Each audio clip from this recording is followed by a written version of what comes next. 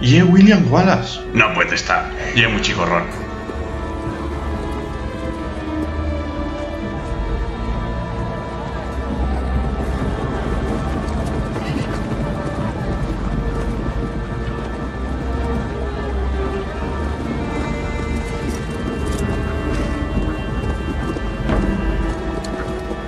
O señor me diz que va a estar una gran baralla, ha achuntado as más distinguidos. Y vuestro saludo. Por presentaros en el campo de baralla, os doy las gracias. Iste ye nuestro ejército, taunitos rendir pleitesía. Yo rindo pleitesía a Escocia. Y si iste ye o tuyo ejército, ¿por qué ye fuyindo? No hemos venido aquí a luchar por él. ¡Ímonos, ne! ¡Os angleses son masiaos!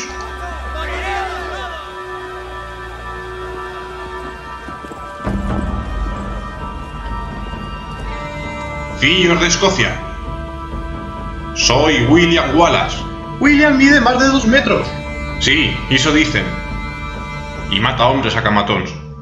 Y si estase aquí, acabaría con los angleses chitando fuego por los huellos. Y también rayos por Oboforón. Yo soy William Wallace. Y soy villendo a un ejército de paisans de yo, aquí achuntaos contra la tiranía. He venido a luchar como hombres libres. Y hombres libres sod. ¿Qué sería sin libertad? ¿Luitaré? ¿Contra eso? No. Fugiremos. Y viviremos. Luitad, y puede que murad. Fugid, y vivired. Un tiempo a lo menos.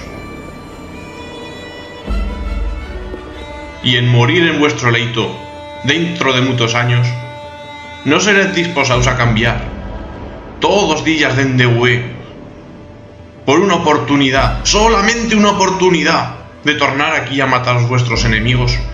Puede que nos saquen a vida, pero nunca no nos sacarán a libertad.